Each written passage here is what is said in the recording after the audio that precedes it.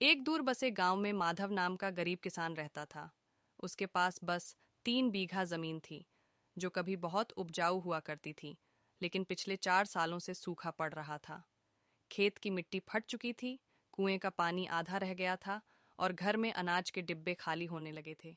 माधव की पत्नी सावित्री और छोटा बेटा चिंटू अक्सर उसे चुपचाप चिंता में डूबा देखते।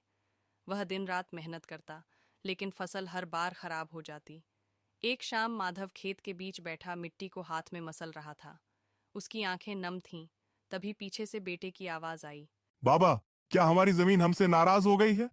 माधव ने बेटे को गले लगाया, लेकिन उसके पास जवाब नहीं था।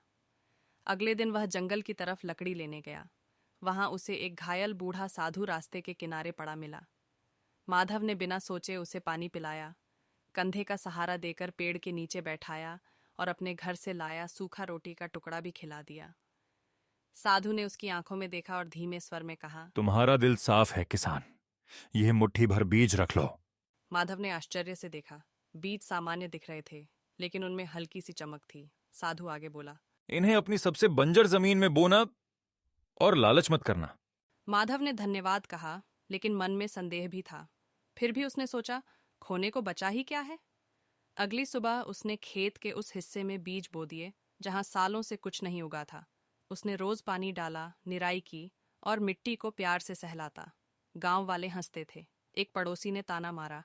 अब जादू से फसल उगाओगे क्या? माधव ने शांत स्वर में जवाब दिया। जादू नहीं, उम्मीद बो रहा हूं। दिन बीतते गए, कुछ भी नहीं होगा। सावित्री की चिंता बढ़ने लगी। एक रात तेज आंधी आई, आसमान में बिजली चमकी। माधव बेचैन होकर खिड़की से बाहर देखता रहा। उसे डर था कि उसकी आखिरी उम्मीद भी मिट्टी में मिल जाएगी। सुबह जब वह खेत पहुंचा तो उसके कदम रुक गए। जहां बीज बोए थे, वहां सुनहरी रंग की छोटी छोटी कोपलें निकल आई थीं। वे सामान्य पौधों से अलग चमक रही थीं। दिनों में वे तेजी से बढ़ीं। कुछ ही हफ्तों में पूरा खेत सुनहरी बालियों से भर गया। हवा चलती तो ऐसा लगता जैसे खेत में सोने की लहरें दौड़ रही हों। गांव वाले दंग रह गए। कटाई के समय जब अनाज तौला गया तो वह पिछले सभी सालों से दोगुना था। माधव का कर्ज उतर गया। घर में खुशहाली लौट आई। चिंटू खुशी से बोला। बाबा, क्या ये सच में जादुई बीज थे? माधव मुस्कुराया और आसमान की ओर देखा। बीज जादुई हो सकते हैं बेटा, पर असली चमत्कार मेहनत और सच्चाई से होता है।